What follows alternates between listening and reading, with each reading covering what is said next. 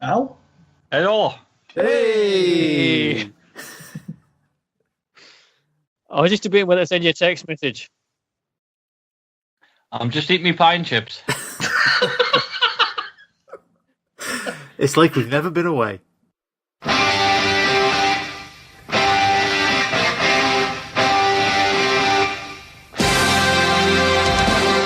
Welcome to the Conquistabores.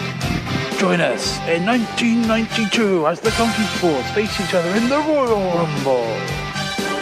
The four contenders left in the ring are the Real World Champion Cameron Phillips, Nasty Boy Euan Taylor, The Rocket Phil Doyle, and Geordie Alan Milburn. Only tonight on the Conquistadores.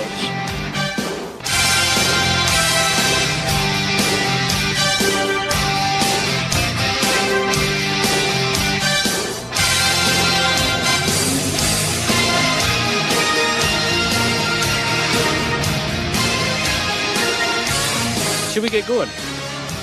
Probably. Why not? Yeah, because it's all gone to pot, really, isn't it? So, It always does though, so what's new? Is that how we're starting? It's all gone to pot. it's all gone to pot. Is that because, Cameron, we're here with the topical Royal Rumble special? Yeah, because originally we planned, and I can't even remember when we last recorded like a full Conquistadores episode. A long time ago in the It galaxy. was a long time ago in a galaxy far, far away, and the original plan was, and I distinctly remember us saying this, oh, it's the Royal Rumble next month, it must have been December, and we went, oh, we'll do the Rumble 92 episode, and that'll be great, because we can tie that in with the Royal Rumble, and it'll be really fantastic. Really good. It is today the 7th of April. So how do we all enjoy WrestleMania then? WrestleMania 9 then, yeah? Yeah. What shall we do the modern day stuff really quick? A sentence for WrestleMania. I'll go first. Late 90s WCW, great undercard, poor main events. Euan? Fuck Mojo Rawley? Al? I just want to watch the Hardy Boys entrance again. I don't blame you, actually. My one-word summarization of the whole thing would be delete, and that's it. Nice. WWF superstars compete in the Royal Rumble for the undisputed WWF Championship, including Jake the Snake Roberts, the Barbarian, the Model Rick Martel, the Berserker, Rowdy Roddy Piper, Hacksaw Jim Duggan, Nasty Boy Sags, Repo Man, Sergeant Slaughter, alleged Real World Champion Ric Flair, Hercules, Colonel Mustafa, the Macho Man Randy Savage, Skinner, the British Bulldog Davey Boy Smith, the $1 Million Man Ted DiBiase, Haku, Shawn Michaels, the Warlord, El Matador, Sid Justice, IRS, Nikolai Volkov, the Texas Tornado, Virgil, the Undertaker, the Big Boss Man, Greg the Hammer Valentine, Superfly Snuka, and the immortal Hulk Hogan. It's time to rumble! It's time for the Royal Rumble! So we were going back to the 1992 Royal Rumble. I don't know about anyone else, but this was my first ever pay-per-view I watched. WrestleMania 8 was mine. So we also got our first taste of wrestling in 1992. Yeah. Is that fair to say? Yeah. But I say this was taped for me by one of the guys that my dad knew through the business, and they were in a meeting, and he essentially gave me this VHS tape, which sounds really dodgy when I'm reading down this story now. Here's a tape, son. Enjoy it. This is going to sound even worse, because I remember his words being, "This is what all the kids seem to be into." Wow. Oh, no. And he handed me this tape. This could be horribly misconstrued. Was his name Rolf? No, his name was not Rolf. His name was Jimmy? His name was Brian. Oh. And he taped, because he had Sky, and it was kind of a relatively new thing around Dumfries Way. And So was running water last week. Oof. well, oof. Oh. And he's all right, Ayrshire. It's off. And this was the 1992 Rumble, and so this pay-per-view has many a fond memory as being the pay-per-view that I sat at, watched about 5 times, agog, wondering what the hell this was all about, and it was great, and I got really, really into it. I think it would have been a good one to start with because it starts with Vince McMahon just reading out a list of names. Oh, it's Pretty wonderful. much, yeah. So it's like an introduction to like the world of WWF as it stood. It is pretty much just a list of like the names of the time, isn't it? Yeah. Here's the roster. He's there going, the usual kind of growly Vince intro, Hulk Hogan, Sergeant Slaughter. It's just great. I missed that. There's a few of those weird kind of like late 80s like hangover people left, aren't there? Is a Nikolai Volkov's there, is he? Yep, he's there. Nikolai Volkov's there, yeah. He's some rescue dudes there. He's only there as a substitute. I was just about to say, yeah, he's There we there as go. a sub, isn't he? They mention it. He's there because Is it Sags from the Nasty Boys? Thanks, yeah. Or is it Knob? he's got a Knob from the Nasty Boys. Got a shoulder injury / been stabbed. Nice. Well, that'll be a cause for a shoulder injury, to be fair. They are a nasty boy. Great. We're at the Knickerbocker Arena. Someone it. said this. January the 19th, 1992, Albany, New York. The capital of New York. Indeed. The WWF World title has been vacated after the debacle of Survivor Series 91 on Tuesday in Texas. After it was that announced. scummy Jack Tunney stripped Hogan of the belt. What a scumbag. He did, Still Alan. burns. Right? It still burns for Alan. Still burns for Alan. Still real to him, damn it. So the winner, for the first time ever, the winner of the Royal Rumble will automatically become WWF World Champion. Good God. And so that is the thing that hangs up. So as your undercard goes tonight, you've really only got one singles match, which we'll come to later, and obviously it can't be for the WWF title, it's for the Intercontinental, because your main event is essentially the Royal Rumble itself. Yeah. As it should be. As it should, Yes, it should be. yes. But yeah, I've put on my notes here, Vince goes on about alleged world champion Ric Flair in that intro. Yeah. I'm guessing Ric Flair was declaring himself the champion. I can't remember exactly the reason for that. He had left WCW after a fallout with Jim Herd. Oh, yes. But when he left, he was still recognised as the NWA World That's Champion. what it was. Okay. He took the belt, didn't he? Ric Flair's whole argument is the fact that apparently he was owed the 25 grand deposit back for him to hand back the belt, physically hand back the belt. And he never received that money, so he just carried the belt with him onto WWF television. As you do. At the end of 1991. So they didn't actually, I don't think they could actually name the NWA on Like, say, screen. here's a belt. But he was... they didn't cover the name though, did they? From what I recall, it was just the belt, wasn't it? That'd be great if they put a sticker over it. I think they just was it not like the big gold belt they referred to it as? The video distorted it. Did they distort it? They did it Survivor Series 91, yes. But was it not Censored. live at Survivor Series 91 though? Before not on Yeah, the I broadcast, wonder if that but would live. have been like after the fact kind of distortion. Yeah. Oh, yeah, it's on the video. Yeah. Did he not carry down to the ring one of the tag titles? No, that's because he had to, because eventually they said he couldn't use the belt on telly. So They got a cease and desist old, order, I think. yeah, they got some old tag team belt for him to carry instead. All right, fair enough. Isn't that essentially what WCW did? They dusted off like an old belt for the night to crown a new champion. I think so. I think so. It was something like like an that. old television title belt or something. They just kind of literally put like some duct tape on it and wrote a name on it. Like, there you go, there's the belt. And then Hacksaw Jim Duggan finds it in the bin. Yeah. That's right. Yeah. So this card, the way Vince runs down this card is amazing. It makes it sound incredible already. So your opener then, as I say, because the undercard for this pretty much focuses on tag matches. Lucky the division's in such a good space at the moment, isn't it? This is our opening contest, a tag team attraction scheduled for one fall. Coming down the aisle with their manager, Mr. Fuji, from Japan, at a total combined weight of 468 pounds, Kato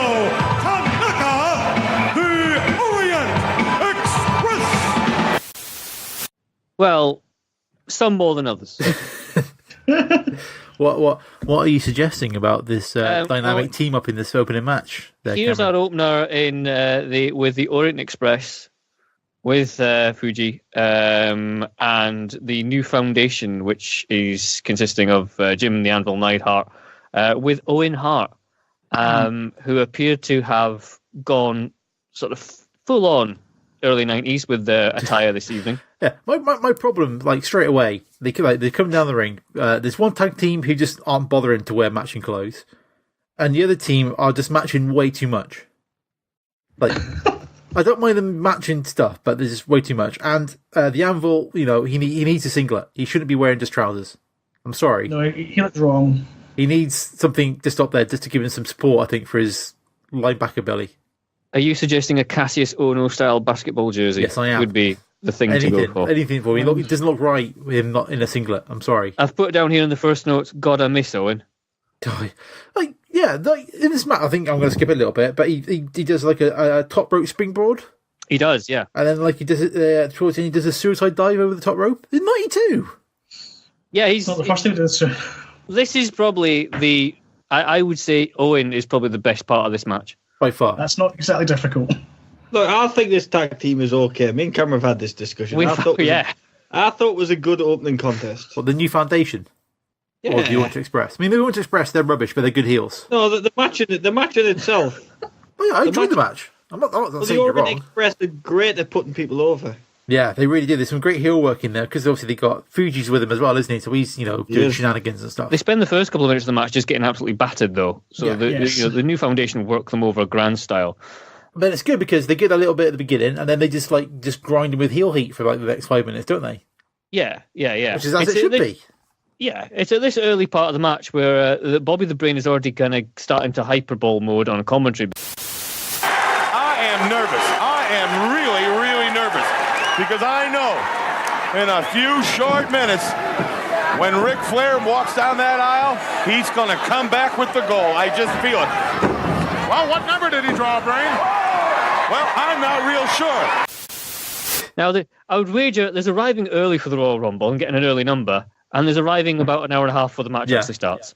But Heenan tonight, let's just focus on this 1 second. Heenan tonight I think is near enough peak Heenan. He's very much peak Heenan. Yeah, we'll get to that a bit more later on, definitely. He kind of builds to a crescendo at some points, but he's just Heenan, man. And to digress slightly, I quite like how Corey Graves at the moment is kind of channeling the spirit of Bobby Heenan with his commentary. Yeah. Yeah, he is. Oh, yeah, Corey Graves is amazing. He's the best thing on the announcing by Country Mile right now. Between Jericho's light up scarf and feathered hair, I feel like I'm living in a Bon Jovi video right now. It's just great. He's just a great heel commentator. Obviously he's not as good as Heenan is, but Heenan's doing a masterclass tonight. A masterclass. The foundation that Heenan left was to be heel, but not be really annoying with it. Mm-hmm. Yeah. Because it's like when Michael Cole tried to go ultra heel on Jerry Lawler. It was just annoying. It's stupid, yeah. And it was just like, you're just there looking at him going, you fucking idiot. And not in a kind of like, I want him beat up way. I want him to take a half-hour slot of one WrestleMania. In a kind of way of like, I just don't want to listen to him. Whereas here's like, Bobby the Brain does this all night. And he is, you can see kind of why he would go along with the people he's going along with because they're heels. Yeah. But he's brilliant because of it. Anyway, getting back to the match. There's a lot of talk about other kind of... Who's wrestling? That's Al's Pie and Chips, isn't it? No, I finished with Pie and Chips. Are you liquiding the microphone, your Pie and Chips? I thought you might appreciate it, so I'm just jamming it down the microphone as you speak. Al's house is a mess right now. Delicious. Just for research purposes, Al, what type of pie? It was steak pie. Steak pie. Lovely. I do like a good steak pie. Can I have the brand of the pie, please? Any kidney? Tesco's. Oh, wow. Oh, There is other pies available. No, there isn't. Just because I work for Tesco. Anyway. That's the pie segment done. Back to the wrestling. Yeah, back to the wrestling. Brought to you by Frank Bentos. That's the traditional pie section, yes. The pies available. Who the jingle what's Al eating tonight do? There's a lot of this match which is essentially a rest hold and then followed by move on to the next bit. Pat Tanaka kind of looks like he's arrived in his pajamas. Yeah. That's what I mean. He's not even bothering. As much as Bobby Heenan kind of rips the piss out of the New Foundation for saying they've arrived in the night attire, Pat Tanaka looks like that is the one in this match who genuinely looks like he just woke up. Yeah. Well, they've come all the way from Japan. They're tired. On the train as well, the Orient Express. Yeah, exactly. I'll mention this a bit more later on because there's a theme tonight of, and I hadn't noticed this before, of anyone who isn't American basically just gets their country of origin. So the Orient Express are announced as from Japan. They're not announced from anywhere in Japan. Well, what's the point? This is just, who cares? It's outside of America, isn't it? What's the point? It even extends to the Mountie, who's just announced us from Canada. Exactly. Well, surely as the Mountie, his jurisdiction covers all of Canada. Well, no, because they're a federal system. Move along, Cameron. You ruined my joke. Anyway, right. Okay, carry on. There's a lot of talk as well during this match about other events of the night. They run through the substitutions for the Royal Rumble. There's a little bit too much of that at the start, I think. Like they got like a decent match going on, and that's part of my problem with it. It's like it's so just a laid out opener. There's nothing on the line. Yeah. There's no reason for these two teams to really fight each other. There's no hot burning feud. It's look. This is 1992. You didn't need a hot burning feud for a pay-per-view match. It was just a pay-per-view match. It didn't involve jobbers. It's on I'd pay-per-view. wager Al, it fucking helps. Yeah. Right? It deserved the F-bomb on that one then. I'm sorry, Alan, it did. It's a solid enough match, but I just didn't really care. Yeah. But take Euan out, and it's not. And at the time, probably when I was 11, this would have been the best thing ever. And this was like this was my first wrestling match I ever saw. It must have been. It's just blown your mind. And I couldn't remember that much about it. As soon as the New Foundation came out, I was like, oh yeah, I remember this. But I was like, oh yeah, and then it was Coco Beware. And anyway. But Owen Hart is the best thing about this match by absolutely far. Basically doing what he's like 15, 20 years ahead of the curve with what he's doing in the match. Well, I mean, how far are you away from you're 2 years away from him becoming the King of Hearts? Yeah. Aren't you? Yes. And like you're 2 years away, just over 2 years from that opener at WrestleMania 10, which is phenomenal. Between the two of them, Brett and Owen. So I think he's not. He is pretty far ahead of the curve, but he will come into his own pretty quick. Yeah. At this time. But it will take a long time, I think, for the other pit wrestlers to catch up with what he's doing in the ring, though, isn't it? Oh, totally. It'll be late 90s good ECW stuff.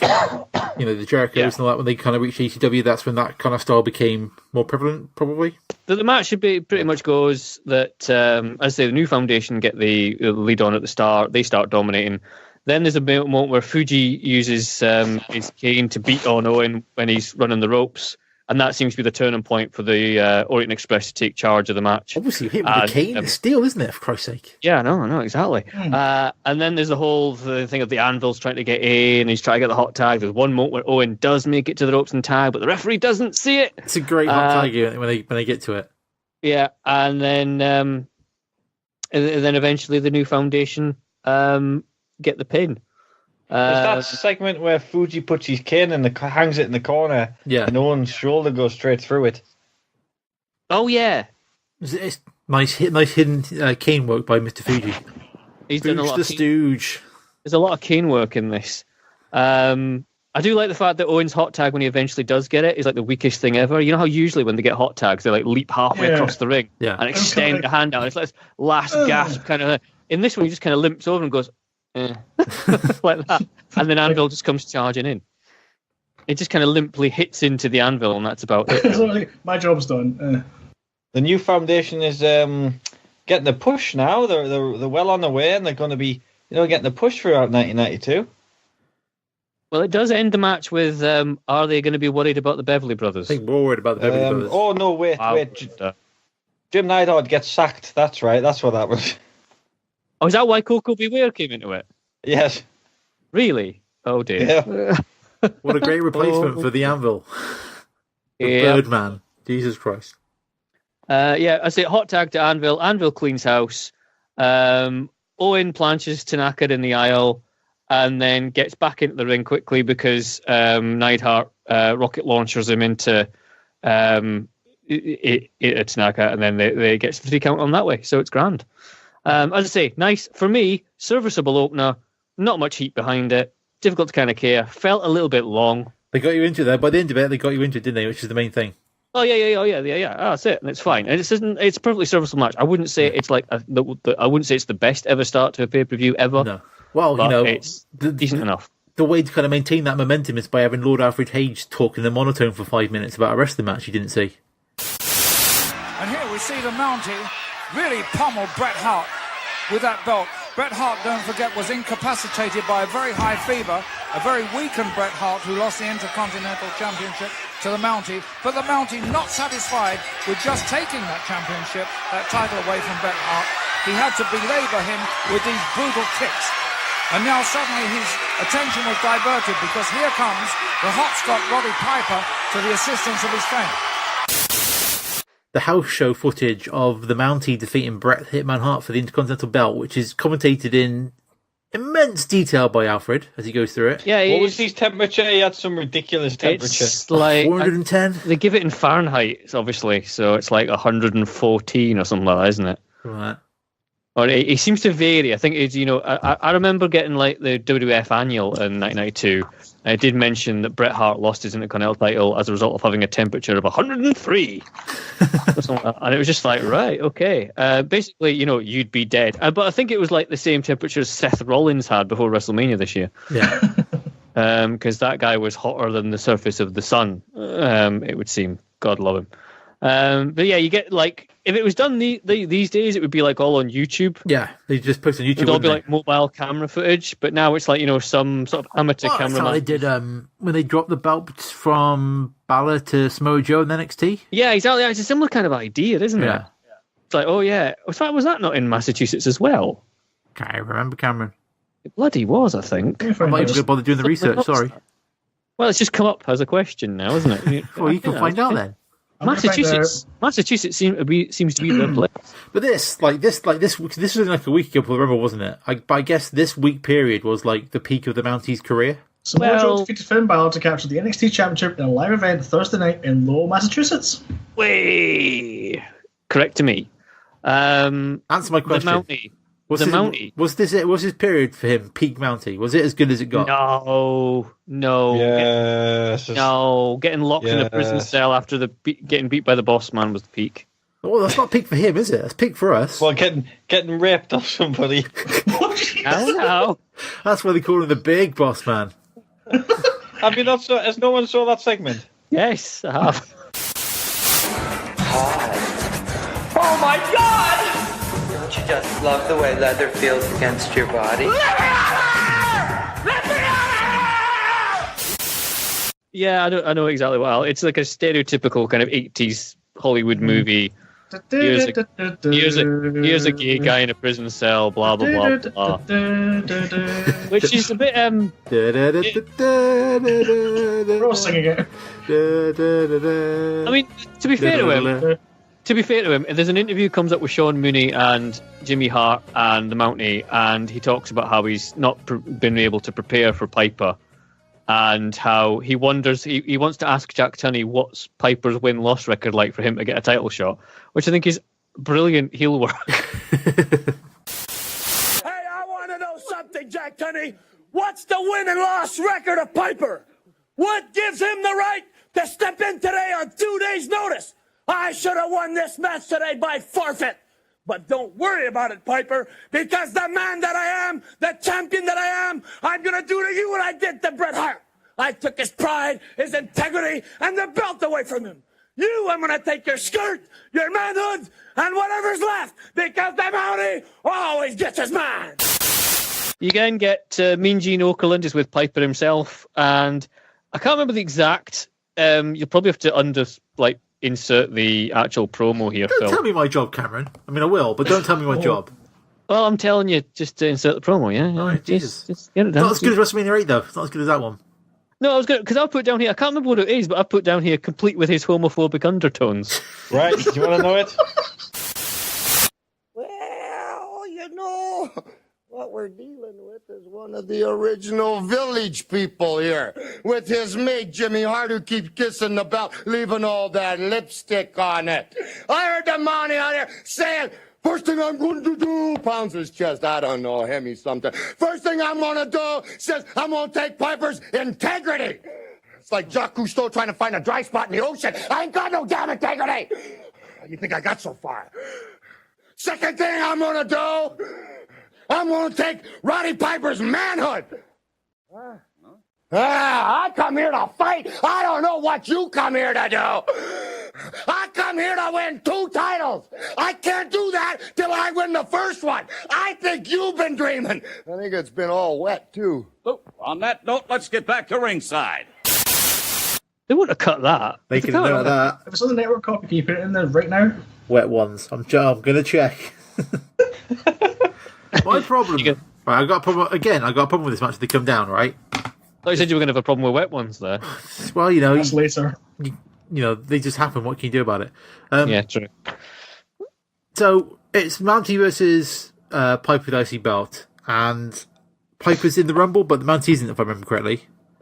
Yeah, so, Piper is, yeah, but the Mountie's not. Monsoon and Heenan, probably more Monsoon, going about like, this is like, the first time ever someone has got the chance to win both titles in the same night. First time ever in the history of the World Wrestling Federation, an individual referring to Roddy Piper has a chance to win both titles, Reign. A hot rod with a lot of things going through his mind, a chance to make history here in the World Wrestling Federation by number 1 right now, beating for the Intercontinental belt, the Mountie, and then later on, possibly becoming the WWE champion. No one has ever had the chance before to become both title holders on the same day. But WrestleMania 6. Yeah, but I think they mean in 2 separate matches. 2 separate matches. Yeah, WrestleMania 6. They say no man's ever been able to win both titles in one night. But that's in one match. That's yeah, but you'll be Piper's a pedantic chance now, to win the and it's Intercontinental. ruining my Hang on. Technically, they're not winning the titles because one of them was already a holder. Yeah, but if Hogan beat Warrior, he was going to win the IC. He would win the Intercontinental title, but he wouldn't win the world title because he's already the champion. I still think it's stupid, and I'm going to edit out your negative comments. You'd only gain in one title. You'd only be gaining 1 title at WrestleMania 6. You'd be gaining 2 for the Royal Rumble 92. What about that terrible Mountie music? Yeah, terrible, isn't it? No. Does he not get the? I can't remember now. Does he not get the? I'm a Mountie. No, it's not that yet. He always gets his man. It's great. No, He's not got the other music. He's got like other music. He's got the Canadian music, yeah. Yeah. Oh, right, okay. Oh, he's paying attention to the pipe view. Jesus Christ. The Piper, though, gets a massive pop on the way out. Yeah, Piper is absolutely loving this. And there's a bit at the start where he kind of has to duck the shock stick because Mountie's like, wandering around with it, kind of try to kill him with it. Yeah, Mountie gets a kilt to the face, which is a hell of an achievement. As Piper disrobes his kilt, he flings it across the ring, and it just lands on Mountie's head. It's just great. I bet he aimed for it as well. Pretty much. I bet there was a bump side a bit as well. Well, that's how you do it, Phil. Sorry, I'm not Scottish. I've never been taught these things. Half this podcast knows how to do it. Yeah. Correct. Wow. So that's it. It's fairly short, this match. About 5 minutes, I think. Yeah, I don't know if it's because they were kind of like obviously thinking that Piper's going to be working later on in the evening as well. Yeah. And Piper does last in the Rumble a fair amount of time. I think I put down big brawl, pacey, but not top draw. It's clear they just wanted to move the title from Hitman to Piper. I was going to say it's a functional match. It's a functional match. It's probably like moving the title from Hitman to Piper. I mean, it ends with a sleeper. I mean, name me the amount of matches other than Brutus Barber Beefcakes that end on a sleeper. Roddy Piper beat Adrian Adonis at WrestleMania 3. There you go. Thank you. That was his finish at the time, though. Yeah, but problem with a sleeper is like it's not like you want a finish to be like a way kind of moment, but a sleeper is just like a $1 Million Man did the same thing. Yeah, but I think it worked better for a heel than just for a face. I see what you mean. Yeah. So you're saying choking somebody? There's no kind of big crescendo to it. It's not like he hits him with like a big kind of crazy move. Yeah, I can see what you mean. You're literally kind of ending a match on. Blah. Yeah, kind of I need to sleep.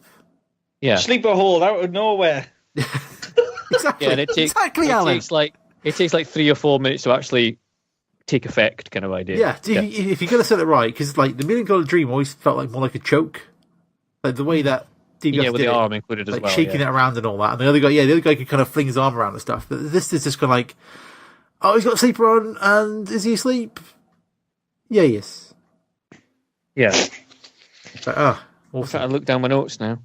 I think the other thing I've written down is there's some excellent Monsoon Heenan bickering during the match. I would assume, and wouldn't surprise me if that little runt was instrumental in the Mountie becoming the champion to begin with. Doesn't matter. Just like he is now, getting involved in this match. What's he doing? He's standing there. He never touched Piper. He never jumped into the ring. He's done nothing wrong, and you're picking. Look at him. He's got that megaphone antagonizing everyone. First Amendment, Monsoon. Freedom of speech. Yeah. I mean, all this on his mind. Being able to capture 2 titles or blow 2 titles in one day. He can't blow 2 titles. He doesn't have any, Brent. Well, then he can't win 2 titles. Oh, yes, he can. Well, maybe he will. Will you quit confusing me? No, as long as you're sitting here next to me, you don't have any rights. I'm going to have to ask you to leave. Thank you. I think it's a Heenan trying to go backstage. Because, like, Yeah, he spends most of the night trying to leave the commentary booth and go and check on Flair. Could I run back and find You're not Mr. going Perfect? anywhere. I'd like to find out what number Rick got. I think it's number 1. Not sure. No, That's what I don't heard. say that. I heard a rumor to that effect. Hey, how would you like a diet drink or something? Let me run out and I'll get you No, something. thanks. Hot dog, huh? Extra mustard? No. Heavy on the onion? Just the way you like it. I'll have you taken out of here in a second. Could but I run to the I back? know where you'd go. You'd run right back there and try to find out because you're getting a little paranoid. I give you my about word. what number Ric Flair has got. I give you my word I won't go Your back. word isn't any good. Let me just go get a diet drink for you. No, I can Popcorn, have something anything. brought right up here. Is this not because he doesn't know what number Flair's got? yeah, he wants to go speak to Flair, so he's constantly trying to get backstage, and Heenan's like, Monsoon's like, "Will you sit down? Will you stop?" Yeah, it's just brilliant. Like the whole night, it's just great. But the match, that kind of overshadows the match for the bickering. But a little bit, yeah. Piper got a belt, so you can't complain too much. Can you? Piper pokes the eyes because he's still got that kind of heelish element of his kind of moveset. Piper at the moment, he's still this kind of like crazy, kind of like just bite and gouge of it. He's kind of like the first in between at this stage, isn't he? Or like one of the big first in betweeners, or an early in betweener. Oh, Hogan used to rake the eyes all the time. Hogan's a dirty bastard. We all know this.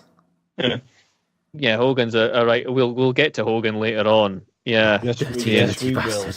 Being an absolute twant. Wow. You leave Mr. Hogan alone. Let's keep going. I won't be leaving Hogan alone at all. The mahogany racist bastard. Anyway, right. Mahogany racist bastard. Mahogany racist bastard. That's another one for the t-shirt store. Piper slings the Mountie outside. He skins the cat, though, which is fairly impressive. Gets back in, but ends up walloping Jimmy Hart by mistake into the sleeper. Piper wins with the sleeper. Jimmy Hart stands outside in shock with the shock stick, which Piper now has and grabs. And then there is like this moment where the Mountie's lying in the middle of the ring, and Piper debates whether to use the shock stick. Uses it, and it causes like a really comedy buzzer noise to ring throughout the entire arena. Do the lights kind of flash on and off in the arena? Am I just thinking that in my head? No, I don't think they do, but I think it does definitely go throughout the entire arena. As if it's that loud, it's that powerful a shock stick. It's just a bit kind of like, right, okay. I'd like to say we'd gone through like, this is probably an example of really crap special effects in wrestling, which we've totally left behind. But then there was Bray Wyatt, Randy Orton the other night, wasn't there? So anyway. Oh dear. This is the next up is like a Coliseum home video exclusive where Hulk Hogan talks to Lord Alfred Hayes. About a cup of tea or something. Yeah, and Hulk Hogan, as a result of this, I think has tea on the brain for the whole night.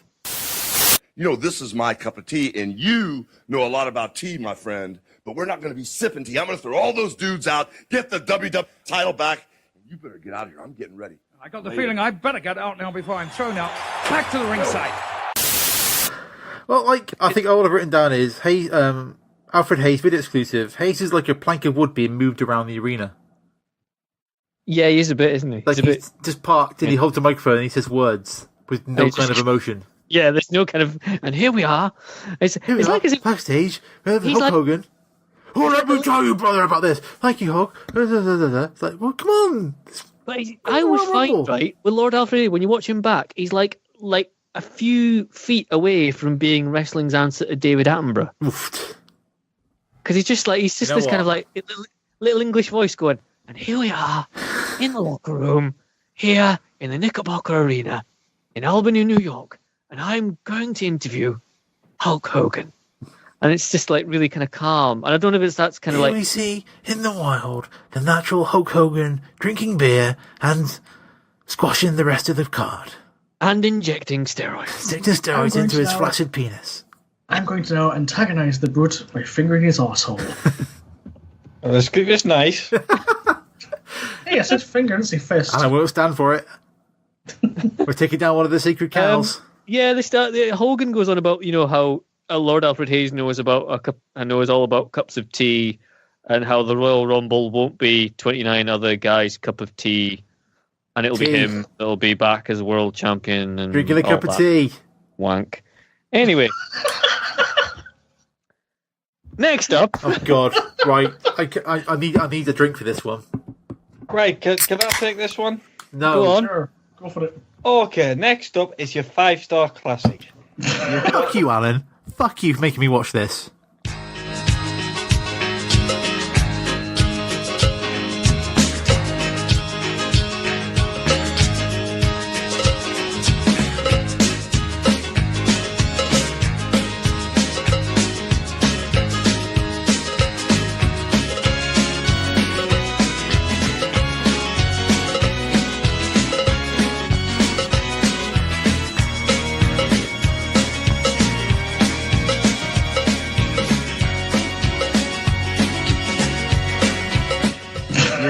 Bushwhackers.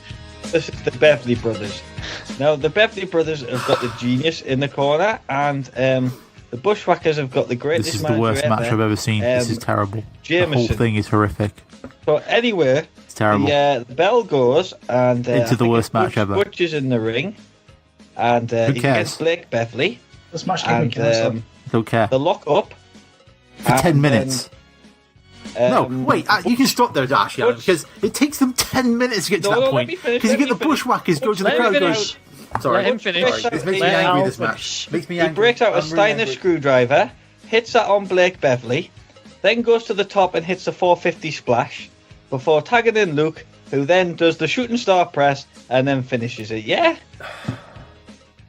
No. This is in some strange parallel 1992, isn't it? No. What happens is... So let's move on to when the Bushwhackers were some kind of next match. What happens is, right, your man Beverly goes in to shake Luke's, whatever, the Bushwhacker's hand, and they gurn to the crowd for like 5 minutes, go, oh, should I shake the handshake? How about that side of the arena? What do you think? Oh, how about that side of the arena? Oh, should I shake his hand? Oh, it's like, just fucking get on with it. Even Monsoon says, can we just hurry up? Because this is taking too long.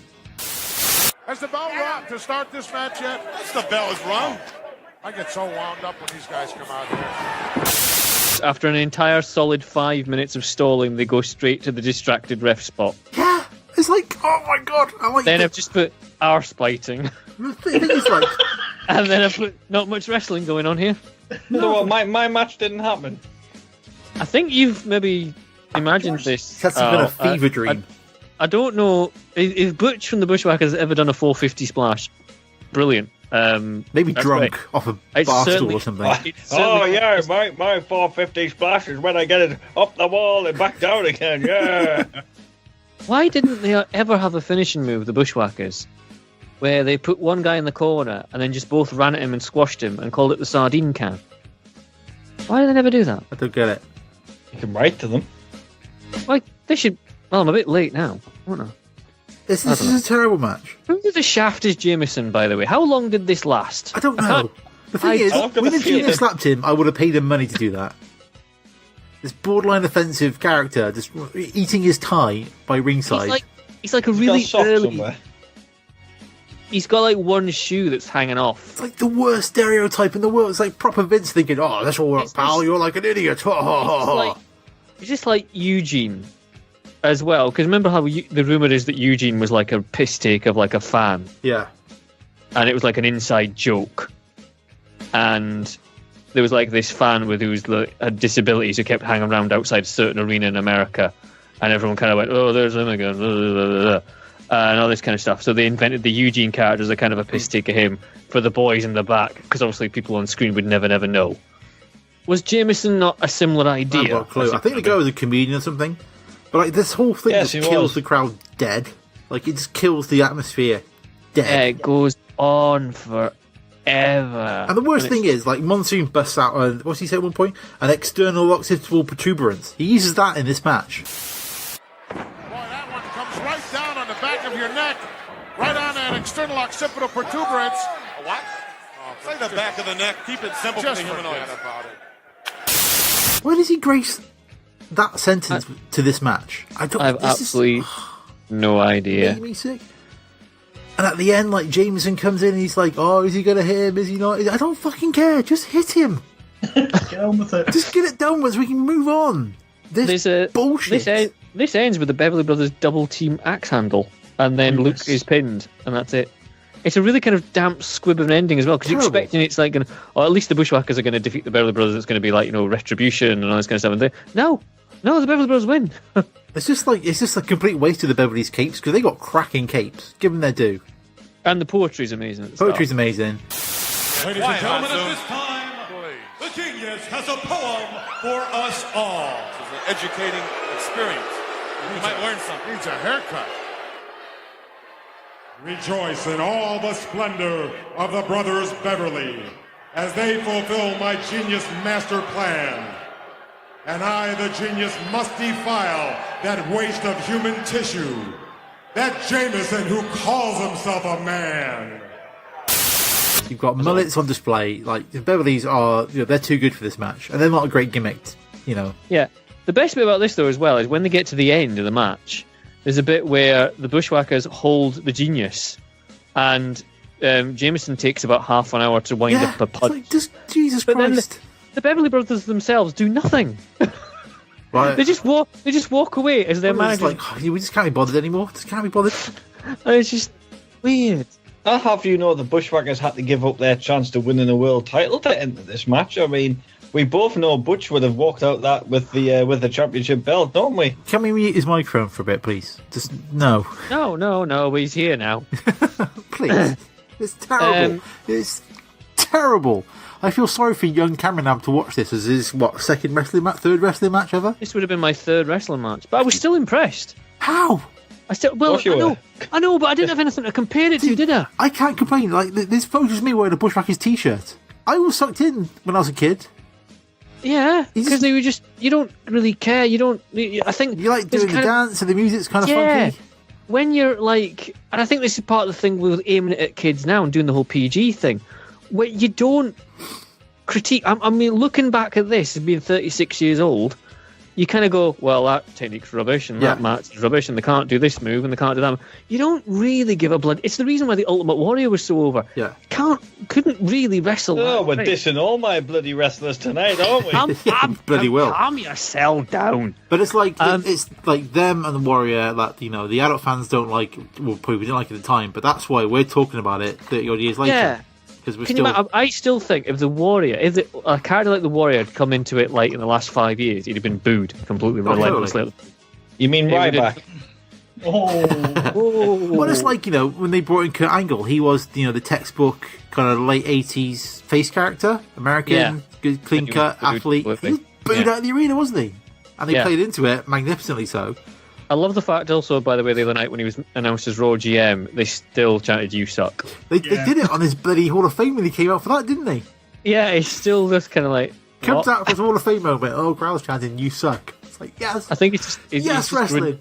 He grins his way through it now, because I think he just knows it's meant affectionately. Yeah. So it's just like, yeah. This match is terrible. There's some good Heenan banter waiting in it. Like, there's a trip that he doesn't see because he was looking somewhere else or something. That's great. From the outside. What did he give out? What happened? He pulled his leg from outside the ring. No big deal. You didn't see that? Just the Bushwhackers. Yeah. The match itself, Jesus Christ, is awful, and there's nothing. Move along. No, Alan, we're moving on. Okay. We're moving on.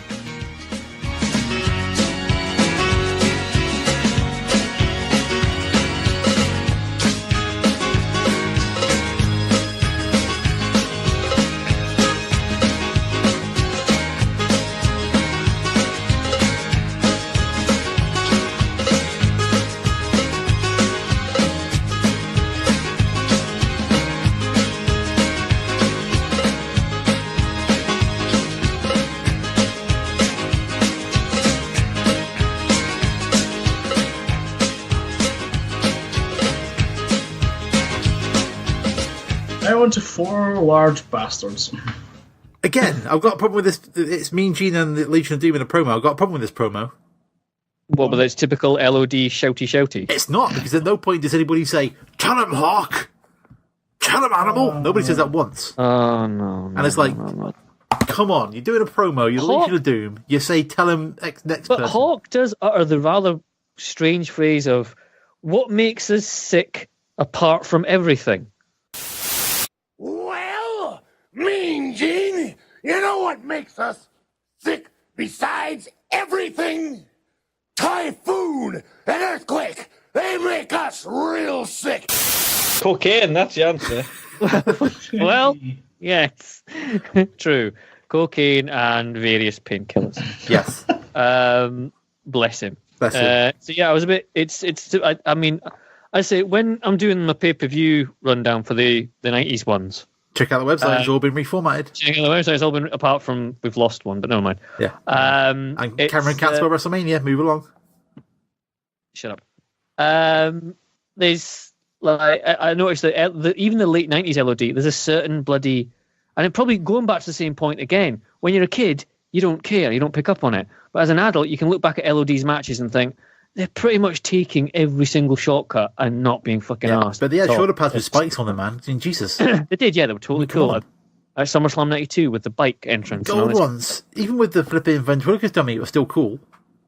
Well, yeah, pretty much. Yeah. Pretty much. Earthquake and Typhoon come down. And I'm guessing, I've written down here at the start of the match going, guessing we ain't seen a Doomsday Device tonight.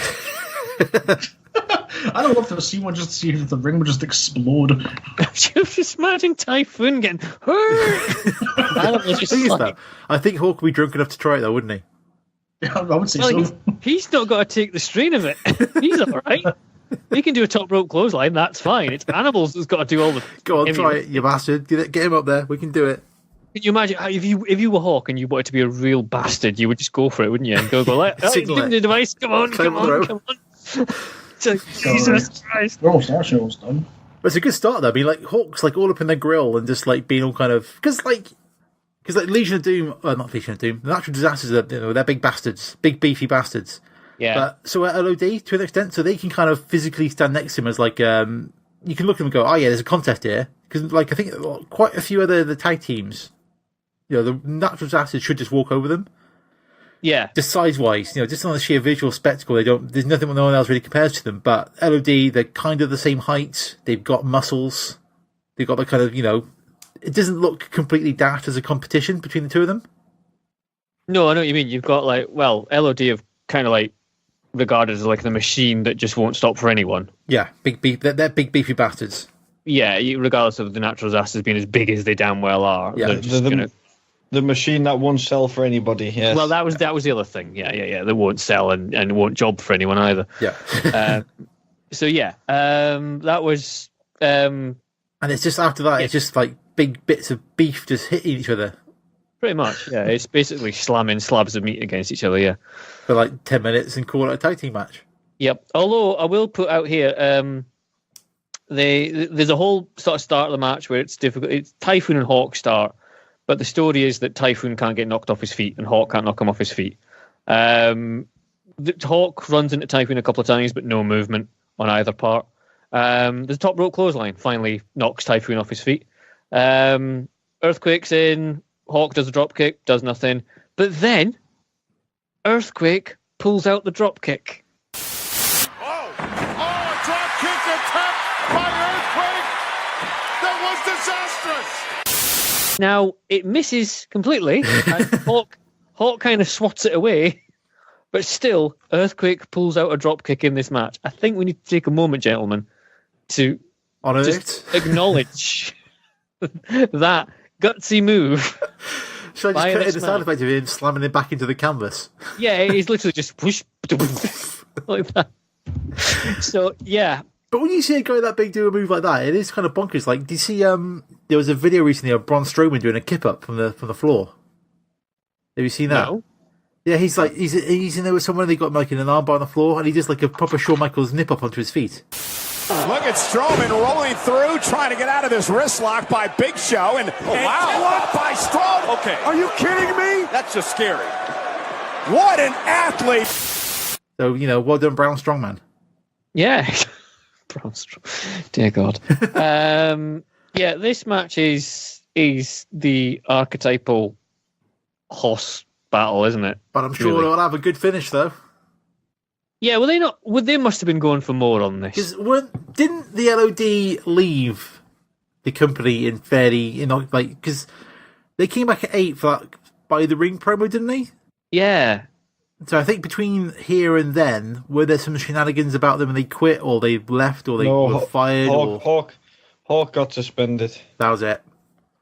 All right. I imagine it would have been, but it got kind of derailed by the Hawkster. Indeed. Which probably summarizes the LOD WWE run.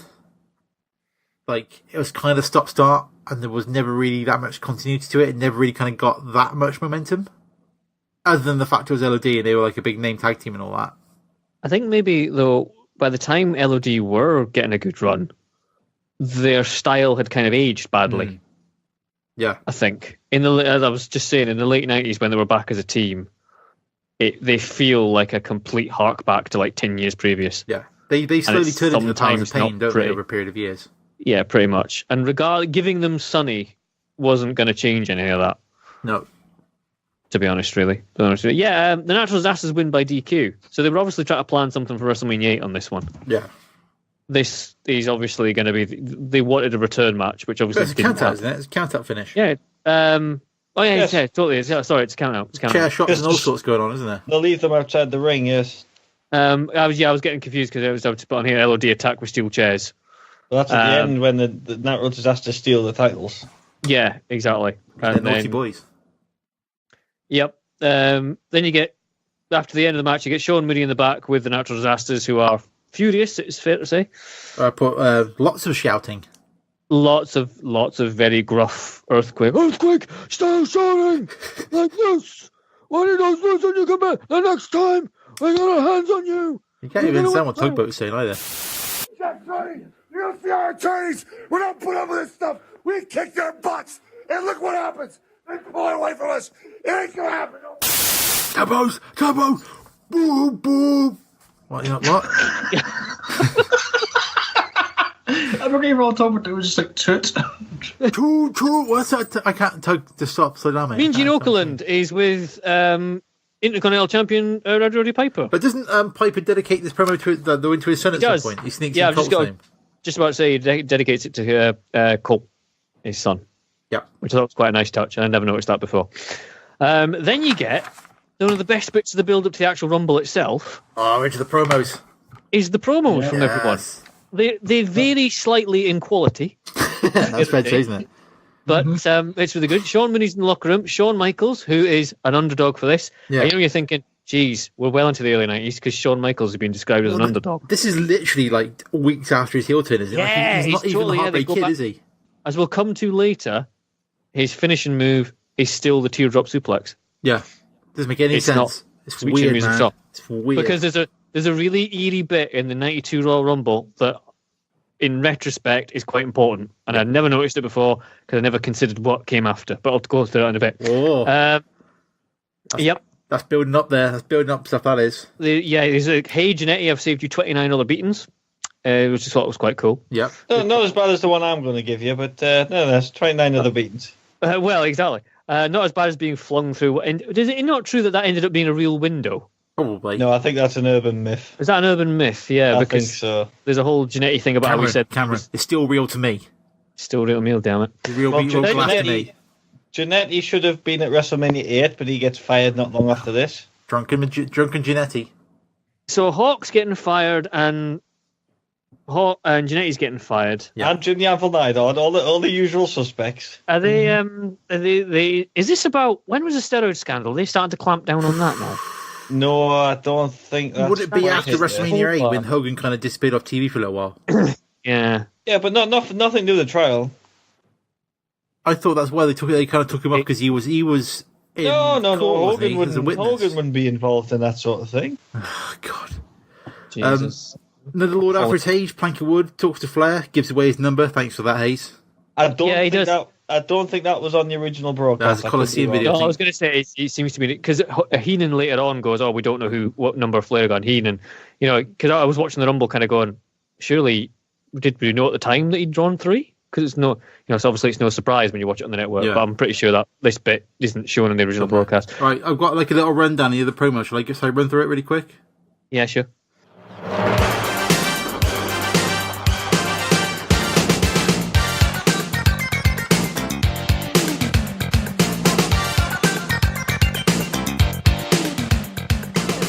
We got Savage, usual style, good though.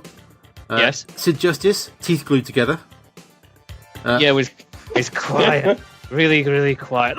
Chief, the man who rules the world. Repo Man, what is he even doing there talking?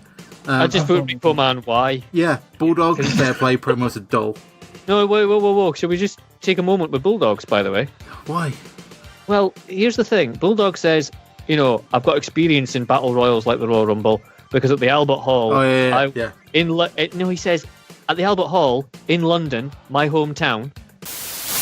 The last time the British Bulldog was in a match like this was in the Royal Albert Hall in London, England, my hometown.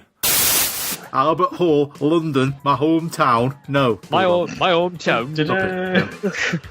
Jake the Snake, excellent as always. Yes. Flair and Perfect. Savage. Amazing. Flair and Perfect, there's no back door. The Undertaker pretty much says bugger all. But Living the gimmick. And then Hogan, who's a bit more animated than before, for some reason, starts banging on about cups of tea again. Yeah. But Hulkamaniacs, this is our cup of tea. But this is our cup of tea. He's obviously just got that locked in his head from speaking to Lord Alfred Hayes earlier on. The cup of tea line lives through the ages. Have you seen the new Enzo and Big Kaz t-shirt? It's got a cup of tea on it. Really? It says cup of haters. Nice. There's a cup of haters in here, hey, because we're from New Jersey. Cup of haters. There's got like a cup and cup of haters written on it, like cuppa, like how English say cuppa. Nice. So cup of tea, it's a through line through history for promos. Cream rises to the crop. You have cream and tea. That's what Macho Man said. Remember, dropping the little packets of cream during a promo. Mean G, the cream rises to the top. Oh yeah! Remember? Love that promo. Good promo, isn't it? But that's it. We're into the Rumble now.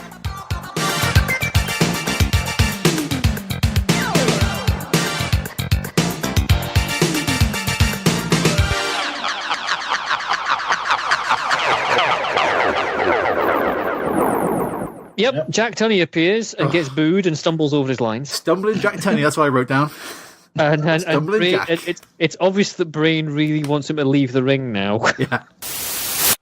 The winner of this event will not only have the prestige of beating 29 other men, but will also be declared the undisputed World Wrestling Federation champion. Come on, let's go. I would like to say in closing, may the best man win. Thank you. Thank you, Mr. President. He's been the best president since Noriega. Will you be, sir? And now, ladies and gentlemen. Oh, you assuming Jack's drunk because he was an alcoholic, wasn't he? Sorry? Yeah, Jack Tunney. I'm assuming he was drunk because I'm pretty sure he was like an alcoholic. Had some problems that way. I'm pretty sure. Do we have anything to back up that allegation before the Conquistadores legal team has to mobilise? I know he had gambling problems, but I wasn't sure he was an alcoholic. Wait, have we got a legal team now, have we? Yes. Is that so we can sell the potential Benoit t-shirts? No. No. Not at all. I'm sure it was a... Anyway. Controversy. Whatever. I don't know if Jack Tunney was purposely that boring and dull, just to kind of like provide a bit of contrast. As a heel thing. Like the pomp and the kind of like theatre and the drama of the actual kind of, out here superstars that they had in wrestling at the time. I don't know. Anyway, maybe he was like a total party animal. No, it is Gambit Debt. Sorry, I am right. You are right, Alan. I apologise. The Conquistadores podcast would like to firmly announce that at no point do we ever suggest that Jack Tunney was an alcoholic or a gambling addict. Thank you. onwards with your enjoyment of this podcast. Right, number one. Who's out first? I've got them all written down. Number It's the one. British Bulldog. It's the British British Bulldog. Can I try and guess them all? Because I have. Oh, go on then, Al. You do this game. in memory. Okay. All right, okay. Who's number two? number then? one, And we know number one's the Bulldog. right, Yeah. number two. That would be Ted DiBiase. Correct. Who is with Sherry? How about that? Who looks utterly phenomenal. And there's a nice callback to them saying about why he hasn't bought a high number.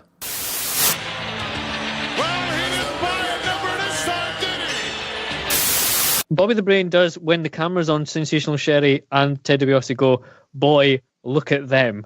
And the assumption is obviously he means the pair together of these two people, but I think he might mean something else. He's talking about her tits. How crass of you. Sorry. How dare I Yeah. suggest a broadcast journalist of such prestige as Bobby the Brain Heenan would do such a thing? I mean, Jerry Lawler Exactly. would. Jerry Lawler would. Let's make no bones about it. He'd be upfront about it, wouldn't he? Mention is made pretty straight away as soon as the match starts that 53 minutes and 14 seconds is the current record for consecutive They're time. not messing around with it, are they? They really they push that an awful lot. It's really good though, because it makes I don't remember that being mentioned. Like the kind of big rumble I remember is the 190, I think, with Hulk Hogan won, throwing out Mr. Perfect. Yes, 90. Yeah. No, but they obviously that was really the second or third one, so they never really mentioned any type things there. But like I say, it gives it a bit more weight. Like the match has been going like what they've had 3 or 4 by now, Yeah. so you can start to hark back to the other one. It's good. You can number 3, Al, is obvious. Wait, we forgot Ted going out. Ted gets chucked out straight away. Oh yeah, he does, doesn't he? Yeah. Bye, Ted. He obviously doesn't last long at all. Because this leads into something I quite like about what they do in the modern Rumbles, because number 3's been ruined, so I'm going to ignore you, Al. But as Flair's coming out, Ted's walking past him out back up to the back of the to the backstage. Yeah. But did you notice at this Rumble when they get eliminated, they were going out via the timekeeper's corner? I didn't notice that. No. Yeah, it was when Cesaro and Sheamus got themselves eliminated. They were going out through that corner. So when the next person came in, you don't have that awkward moment of the person leaving as the other person's coming out. It's kind of cool sometimes though, because you can kind of sort of face-offs. Yeah. But just have, shifting them out that way kind of eliminates that problem of you have someone calls come out and you got someone scuttling around in the background just trying to think, right, where's the bar? True. So number 3 is Flair, as we know, as we've already discussed. Heenan is silent in disgust. Well, Monsoon says, I think you can kiss it goodbye, Brain. Yeah. Now, my point is, right, usually, and I'm trying to work out what made this good, because usually when the Rumble is focused around one person, it tends to be not so hot. Yeah. You know what I mean? The best Rumbles are the ones where at least 6 or 7 could legit win it. You mean like the Stone Cold Rumbles, where it's all just kind of what's... 99 is him and Vince, and that's it. Yeah. Really. So it's not... 98 is Stone Cold. So do you mean 2001? Yeah, exactly. Yeah. A couple of years ago when it was Roman Reigns defending the world title in the Rumble match itself, it was pretty much all about Roman Reigns. Yeah. So Until therefore, AJ walked in, then it was all about his hair. Yeah. Pretty much. Nobody cares about Roman Reigns. No, not really. But it's his yard now. Ooh. Anyway, Bulldog shoves Flair. Bulldog has him up for a slam, but doesn't dump him out. He just Bulldog does a gorilla press slam and does not walk to the ropes and just dump him out. He just drops him. Well, he's old. He's worried he might break his hip and then Bulldog will have to pay for it. He can break his hip on the arena floor when he's eliminated. And I think I'd be right in saying like the Ric Flair we've got here, he's probably just past his physical peak. But as a wrestler, he's pretty much at the peak of his game. Like psychology-wise, mechanic-wise. But then he keeps on wrestling for another 20 years or something. Yeah, that's the bad thing. But where he is out. right now, this little period, it's like character-wise, mechanic-wise, technique-wise. You could argue that his physical prowess has gone down. Yeah, compared to the mid, his run of matches with Steamboat is probably him at his physical peak, but this is like him at his wrestling peak. Yeah, where it's he's just clearly head and shoulders above most people on this card. Yeah. Number 4, Al? Number 4 would be Jerry Sags. Yes. I'll put down here, does Jimmy Hart manage everyone? Yeah, because all the other managers are gone by now, haven't they? Yeah, exactly. Slick is gone. Heaton's a broadcast journalist now. True, yeah, they're kind of winding down the match, I think. But the best thing about the rules of the Rumble, and I don't know if they've done this since, is that managers aren't allowed ringside.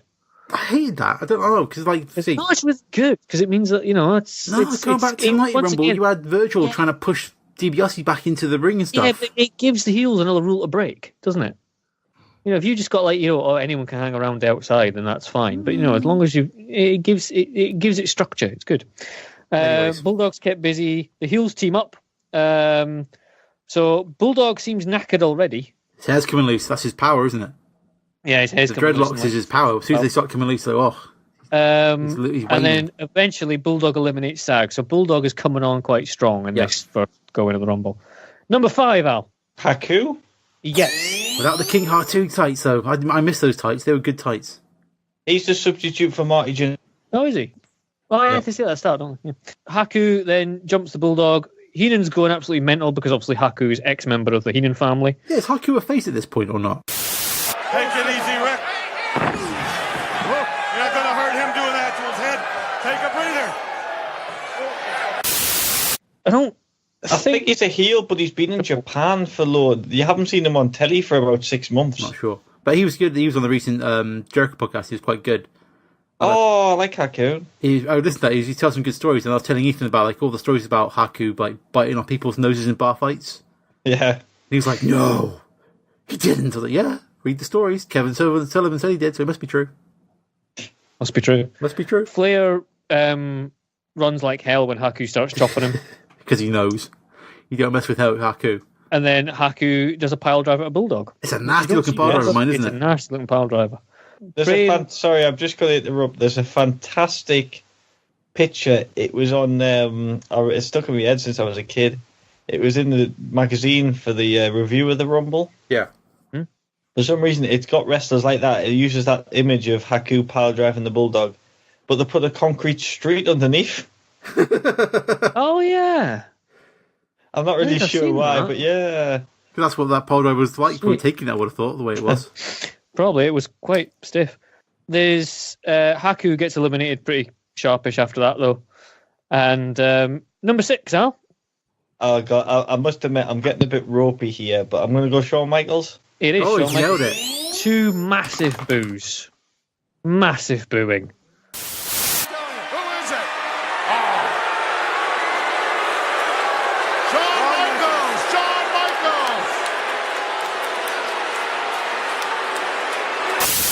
And then, as soon as he gets to the ring, this was the bit I was going to talk about, just quick. There's a moment where Gorilla Monsoon describes it as a crescent kick, but Shawn goes out of one corner and crescent kicks Ric Flair. Crescent kick! Look at Michaels, he's going after everybody. There it is. Sweet chin music. Well, yeah, when you're thinking about it, kind of going, how that moment will be replayed in years from now, and will be, the pinnacle. I'm sorry, I love you. Bang. Okay, I'm sorry, man, I love you. Flair wants to fight. Oh! My God, what a shot! Michaels with a knee! Yes! Yes!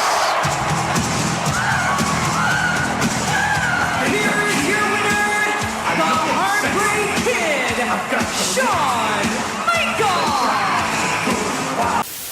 Kind of thing. Does he say that in the Rumble as well? He doesn't actually say that in the Rumble. No, he doesn't. I think also there's one point. I think he goes for the Flair corner spot, but he doesn't do it because Flair's in the ring, so that'll probably be a little bit rude. A little bit, yeah, a little bit. Number 7. Right, I'm definitely clutching the. All right. It's a face, isn't it? It is a face. Yep. I've got 2. Is it Tito? Oh, yes. You nailed it! Arriba! In this little bit here, there is probably one of my favourite parts of the Rumble, where Flair does a low blow on Bulldog. Did you see that? Talk about desperation. You know what's at stake? A man will do anything. Pulling out all the stops. Ric Flair doing whatever necessary to hang in there. I'd do that to my grandmother if I had to. I'm sure you would. I'd do that to my own grandmother if I had to. like, yes, Is it? yes, Bobby, yes. There's also a cool bit where I don't know who it is that punches Sean really hard, but Sean spins around, like does a total 180 and spends a good 10 seconds walking across the ring just punching thin air. Selling basically being totally knocked stupid. How good is Shawn Michaels? Even at this stage, it's like... Even at this stage, yeah. Your eyes just drawn to him, isn't it? You could so see why he was chosen out of the two of them to, fucking go for that it. and he wasn't a drunk. Well, yeah, exactly. Well, he could control his drunkenness, shall we say. He could probably hide it. Number 8, Al? Right, well, definitely, I think we look's going to run out. Is it heel or a face? Heel. Yeah. Barbarian? Yes. Fucking hell. And so this Preston Savant, this is ridiculous. At this moment, Bobby the Brain is starting to have some kind of seizure. They don't get any smaller, they just get bigger. They just get tougher. Barbarian doesn't like Flair. Barbarian doesn't like anybody. When I managed him, he barely liked me. And we're starting to, having had the sort of early part of the Rumble have been Bulldog just basically eliminating people and Flair staying in, we're starting to build up the field. It's starting to get to one of those kind of like packed ring ones. Yeah. Number 9 now. Heel or face? Face. Face. Tornado? Yes. Now, Flair versus Von Erich, that must have happened a few times, mustn't it? Yeah, it must have done in NWA. Yeah. Must have happened a few times, wasn't it? So it's kind of interesting seeing those two together in the WWF ring, even though it's in a Rumble match. Yeah. They never really did much with the Texas Tornado, though, did they? Well, again, was he one? He was kind of... They couldn't rely on him? He won the Intercontinental Champion. Yeah, but it's... After that was it, really. All the way through this match, you're kind of looking at him going, at first glance, he's a bit warrior-like, isn't he? Yeah. I think he goes in about the summer. He's gone in the summer. Is he gone in the summer? Is it him just not? Is it because he's a Southern guy? They just weren't comfortable pushing him, or he just couldn't connect with the WWE fans. Well, I think he would be synonymous with one territory, wouldn't he? Really, with the Von Erichs. Yeah. So I don't know if that was part of the problem. Yeah. He was, But anyway, I think again, talking about Michaels, he sells a Von Erich punch by just spinning through the air after he gets punched. Yes, I'll put that. Yeah. He literally spins through the air. Number 10, Al. Oh, there's another good Bobby line. Hey, the best way to win this, you come to the ring and you carry a wrench. What do you do? A big crescent wrench. Just like line after line, he's just slamming him out the park. Bobby Heenan, he's just like a machine tonight. Just like, love him. I know. There's 2 jobberific stars coming up. Yes. Who would be the most jobby star at the moment? Is it a payday? No. No. The opposite, in fact. Heel or face? Heel. Heel. Can I give a clue? Is it the Repo Man? Yeah. Yay! Who comes out to no reaction and basically creeps towards the ring looking like a sex He's pest. sneaky, isn't he?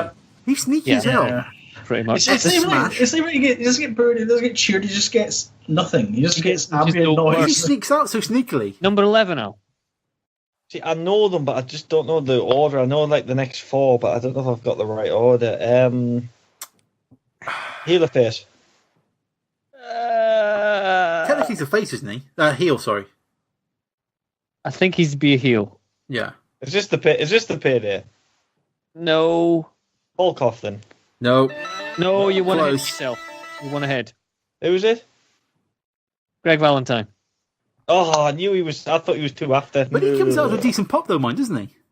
We're gonna have another participant coming through right now, and it is the Hammer Valentine.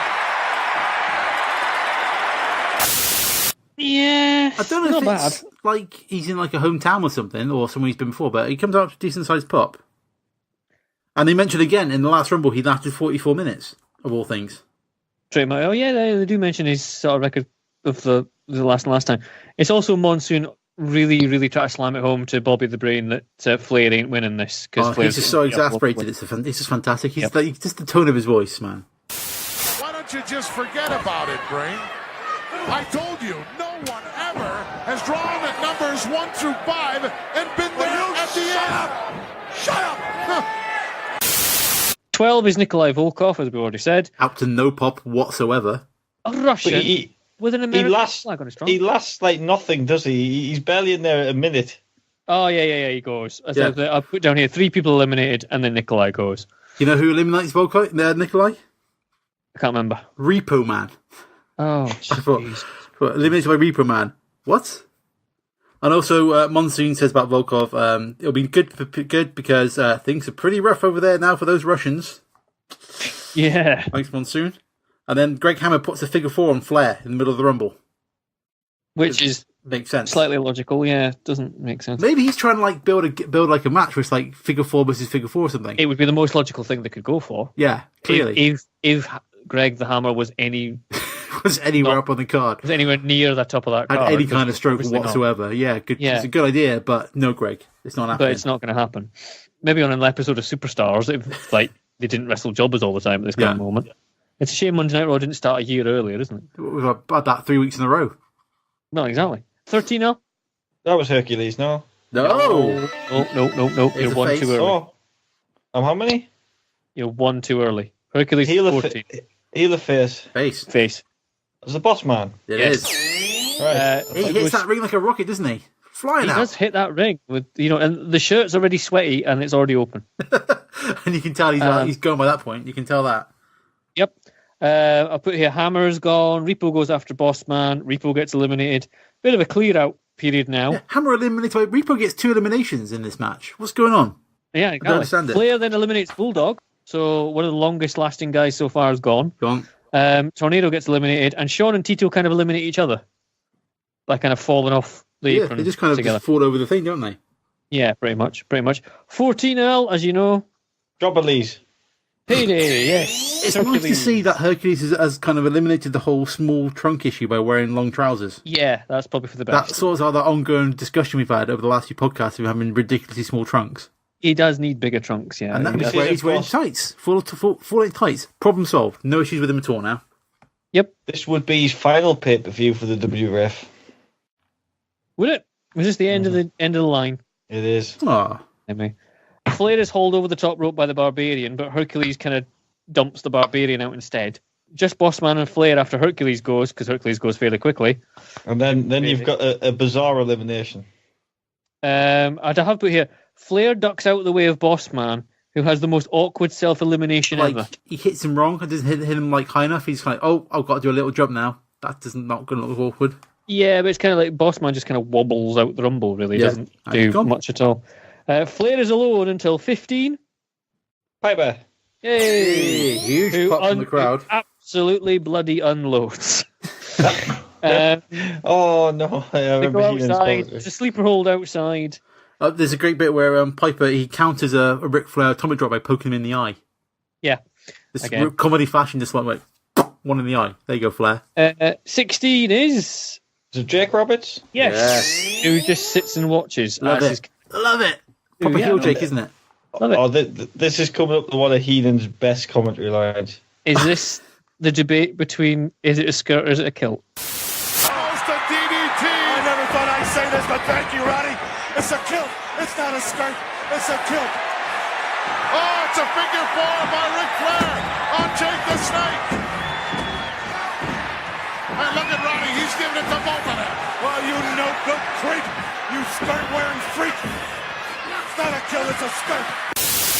Turns it around in a second. It's like, oh, Bobby Heenan, man. I think it's probably the most... Jake Roberts attacks Flair and short arm clotheslines him. He's about to go for the DDT. Rainmakers him, thank you very much.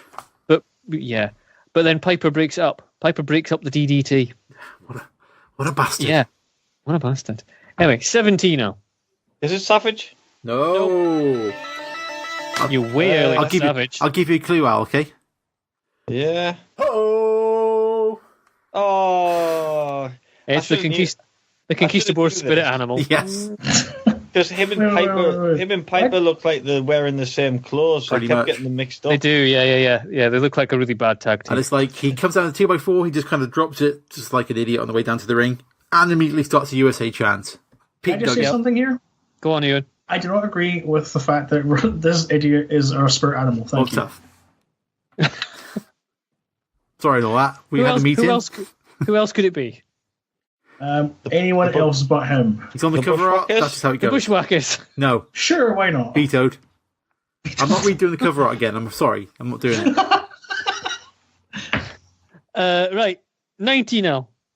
I feel No, me sorry. powers Whoa. 18. Sorry, 18. I feel my powers are failing me now. Well, you're just filling the podcast then.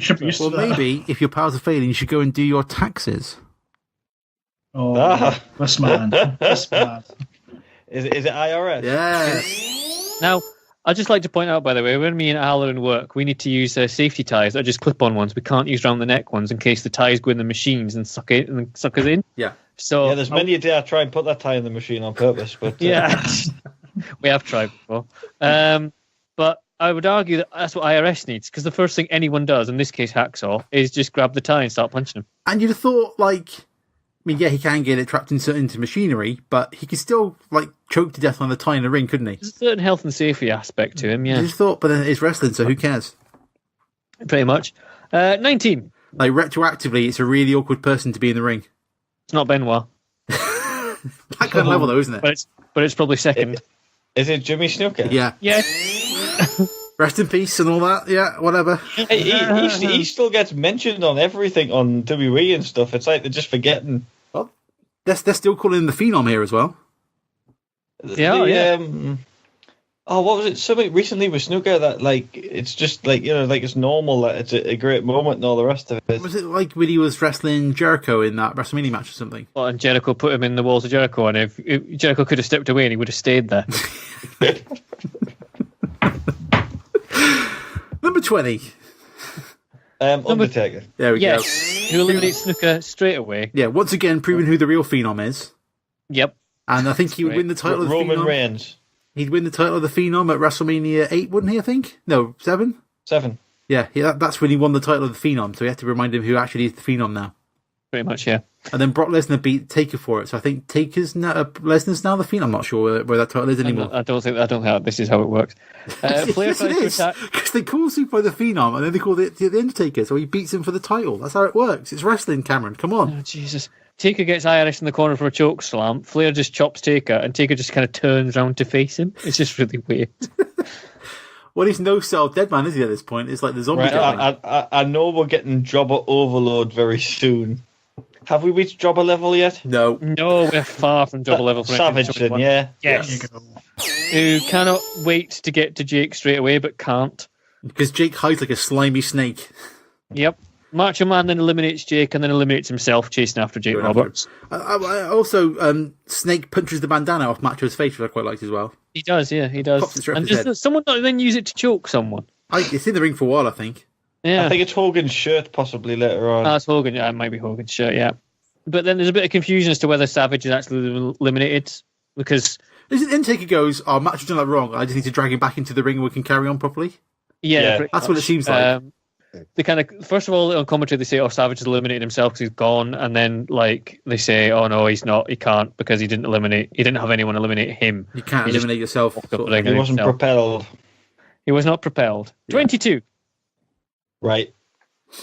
I think I'm just about home and dry from 25 onwards. Now, okay. I couldn't...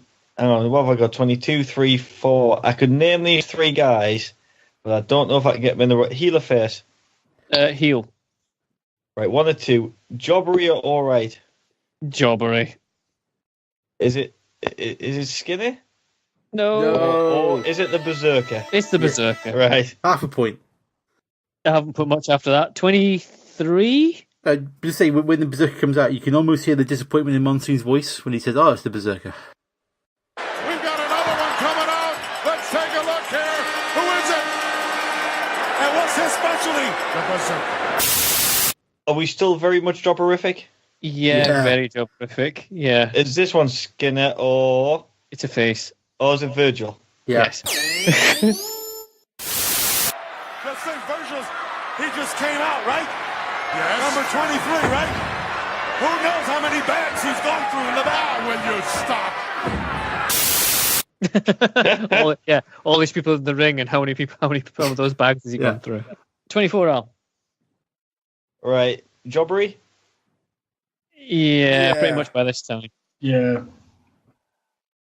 Is it Martel? No. Off again. You're one ahead of yourself again, Alan. Oh, hang on. You all set me up here because I thought he was number 25. No. No, number 24? 24. I know, hang on. It's probably his peak at WrestleMania SummerSlam last year. Think about Mustard. Oh, the Iron Sheik, of course. I forgot. Yes, Colonel Mustafa. No, it's Colonel Mustafa. Thank you very much. Yeah. Yes. At which point we get a special hello to our friends on Sky TV in England. Hey, which is never as good as when Jim Ross used to say, you know, all our UK fans staying up late tonight to watch blah blah blah. Can I just quickly throw something up there? This Royal Rumble was indeed broadcast on Sky Movies Plus. They weren't they, initially, I think? Was it not the fact that the Sky Movie channels were the only channels that you could have the sort of pay for it? And no, you wouldn't had Sky Sports by then. I'm sure you had Sky Sports by 92 because the Premier League started then. Yeah. The Premier League's first season was 93, 94. Oh, maybe it was like a year later at Sky Sports then. No, it was 92, 93, wasn't it? 92, 93. I always thought it was just before the World Cup. It led into the USA 94, the first season of the Premier League. Oh, maybe you're right. Hang on. 93, 90. No, I think you're right. 93, 94 could be right. Was it 91, 92 was Aston Villa? Was it Aston Villa were the last champions or was it Leeds last champions? No, Leeds United. Yeah. Because they played Rangers in 1994 in what was then the European Cup. Did Blackburn win 93, 94 or was it 94, 95? No, 94, 95 was Blackburn and that was the second one. So yeah, it must be what you said. Yeah. Anyway, moving on. 25, Martel. The model Martel, sorry.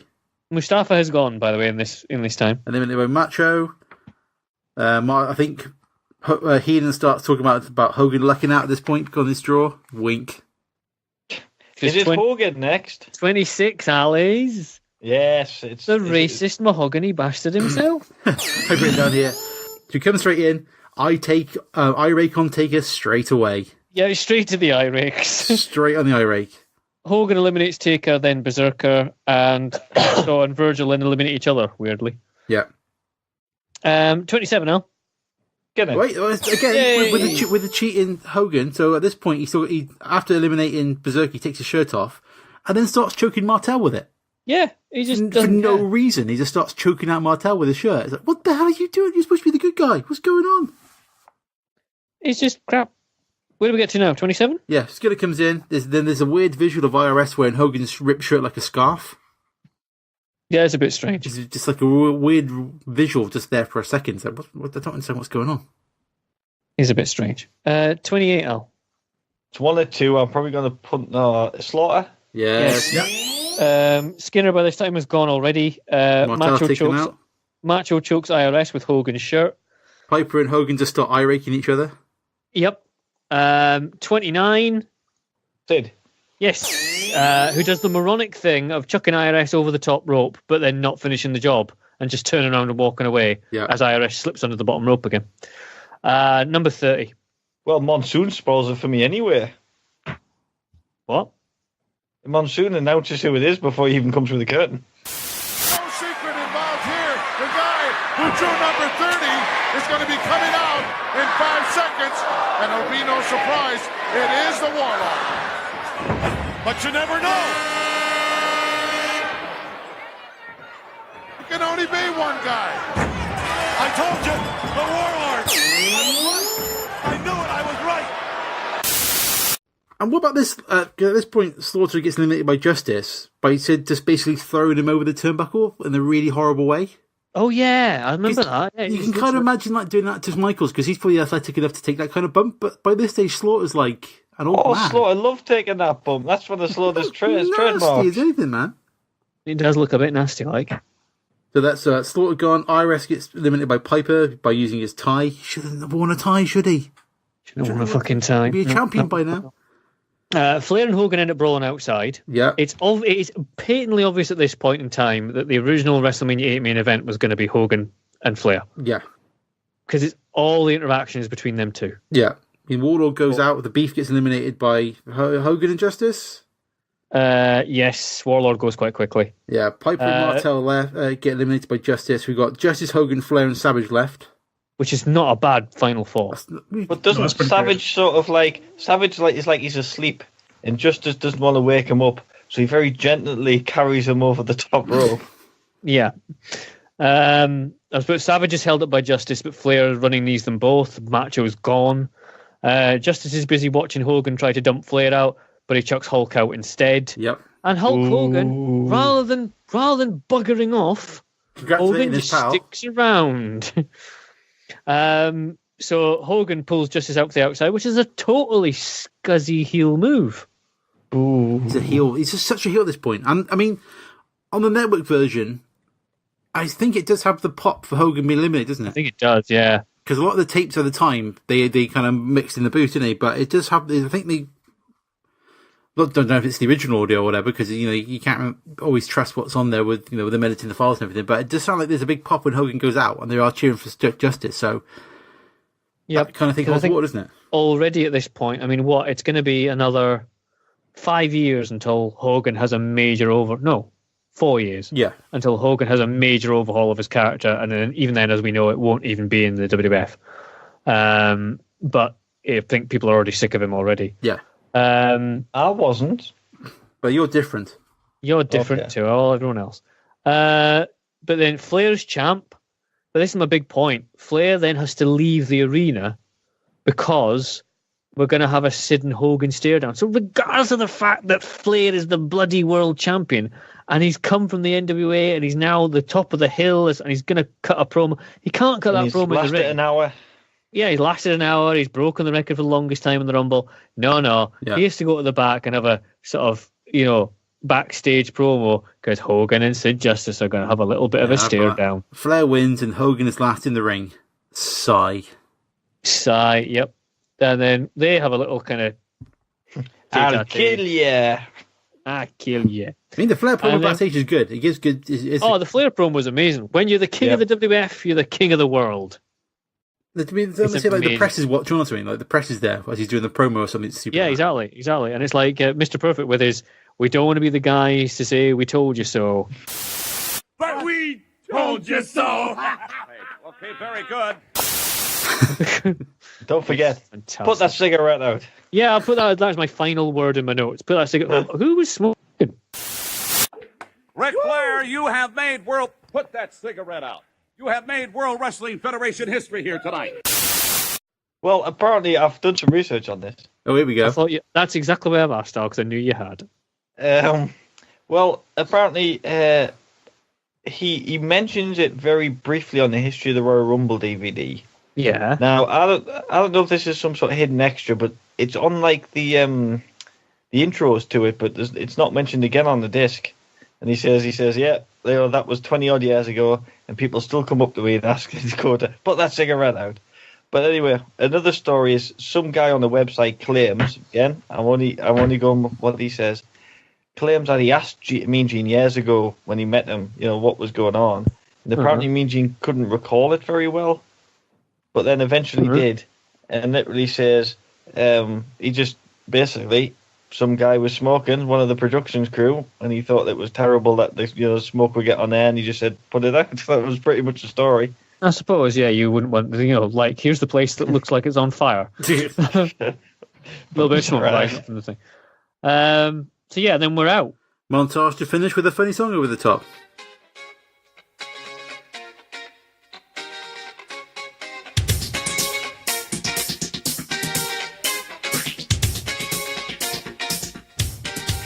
Yeah, the montage of the highlights, which is kind of like a early version of the recap that they have now on Raw every single 20 minutes. And a music reference. I know what song to play off the top of it. Oh, here we go.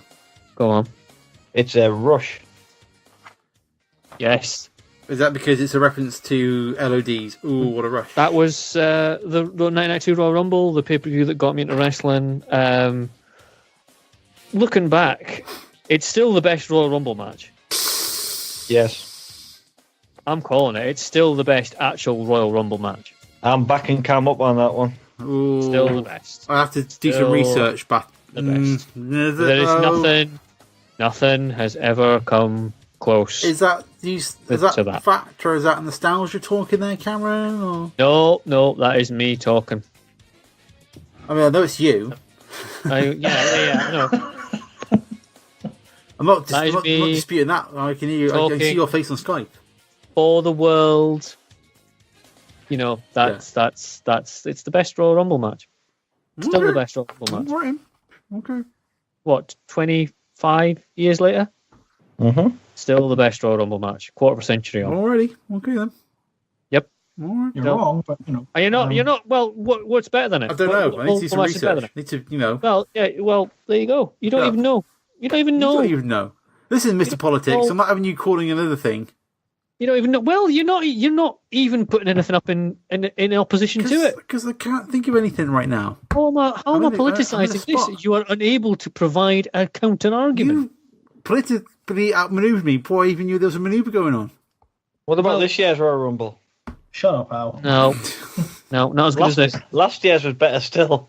Not as good. You can take your 40-man 2011 one. No, not having that. The one Sheamus one, not having that. About the one Batista one, about that one. Maybe it's 97's a decent one as well. That's 97 is nowhere near this. It's nowhere near this. Hey! You'll notice I said it's a decent one, but it's not as good as this. But with fake Razor Ramon and some Mexican guys thrown in there. Two entries. You know, you've got Stone Cold getting the controversial finish, and then it kicks off the whole Bret Hart thing. So yeah, I still say it's the. As far as the pay-per-view goes, it kind of the undercard's a little bit lacking. But when you've got a Royal Rumble that good, who cares? It is a story of two halves, isn't it? It's you've got a decent opener, one of the worst matches that's ever been spewed onto my face. What's the term? Literally, just the Bushwhackers go out into the ring, take a shit in the middle of the ring. Would have been better than that match. By the way, I think that match lasts 14 minutes. 10 minutes of that is Luke looking to the crowd going, shall I shake his hand? The Bushwhacker Beverly Brothers match goes on longer than the title match. Ridiculous. Where is it on the chart? Where is it? Where do we place this Rumble on the list of pay-per-views? What was the previous top? WrestleMania 8 still top. I would put it at number 4. No, bollocks. What's second and third? The number 1 is WrestleMania 8. Number 2 is Wrestle Kingdom 8 in Tokyo Dome. Wrestle Kingdom 8 in Tokyo Dome.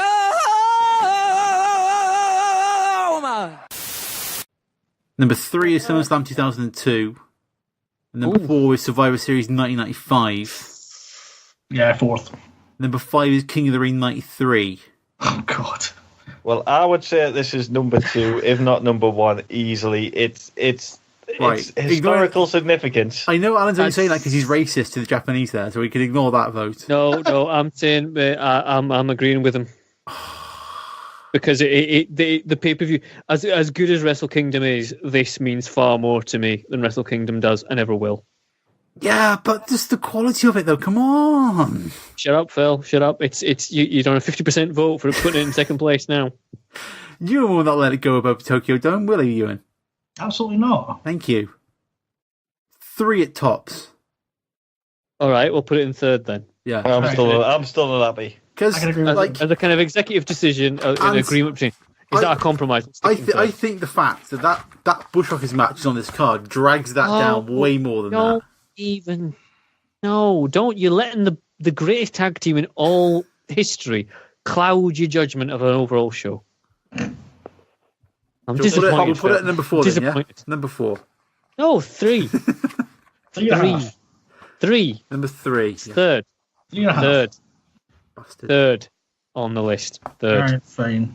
That's the compromise I'm willing to give you. 3. So the only one you're getting. I'm still gonna. I'll just change this in the edit and it's fine. We said number 4 earlier and just paste it over the top. 3. 10. It's good. It's good that it can't have Ty Dillinger's number. It can't have a perfect 10. The third best pay-per-view, isn't it, Phil? The third, because it's in number 3 now, isn't it, Phil? 3, 3, 3, 3. I'll just take all those out. You can't beat me. I'm the editor.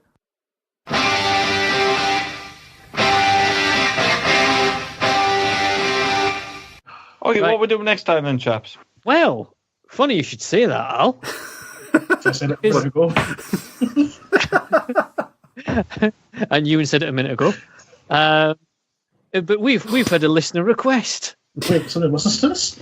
Yes, we have a listener. I mean, admittedly, it was. I don't even know when the request was now. I've got it in front of me, Phil. When was it? It was when it was on the 12th of May 2016. This poor fella. I don't know. I'm really hoping he still listens because it's going to take us nearly a year to get round to it.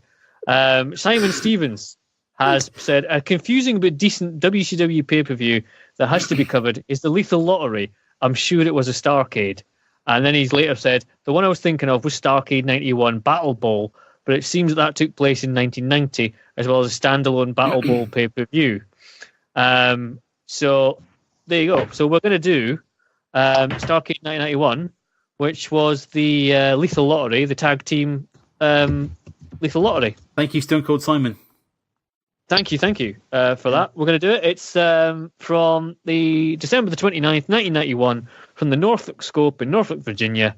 The event consisted of the Battle Bowl Battle Royal and its Lethal Lottery tag team qualifying matches. 40 wrestlers paired in randomly chosen tag teams competed in qualifying matches. The winning team advanced to the 20-man Battle Bowl Battle Royal to determine the winner. This sounds like peak early 90s WCW. But so it's a load of wrestlers. I think the winner gets a ring. Is that the Battle Bowl ring? Like the actual ring. They get to take it home. Yeah, no, Battle Bowl ring. A Battle Bowl ring. They're fighting over a ring. It sounds like one of those. I want them to fight in an actual bowl. It sounds. This sounds amazing. It's one of those overly complicated WCW pay-per-views that has 4 pages of text on the screen explaining the rules. I think it's one of them ones that they're going to have to spend a good 5 minutes explaining the rules on graphics on the screen before that. And they have to keep repeating the rules during every single match during the whole card because people keep forgetting it because it's so complicated. Yep, very much. And the commentators won't be clued in at all. Yes. Nope. But I'll have just to how we watch like it. Yeah, you will, Alan. You will.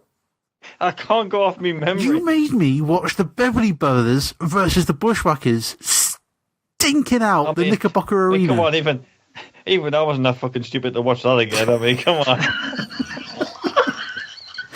You turncoat. Anyway. We're done. So that's what we're doing next time. We're pretty much done. How would you get in touch with the show, Phil, if people want to get in touch with the show? Well, you go to Facebook and search for Conquistabores. You can find it on there, which is how Simon found us and did his little message on there. You can go to Twitter at Conquistabores. Yes. Where we rarely post things, but, it's nice to have followers. Yes. I'm at Evil Ninja Phil.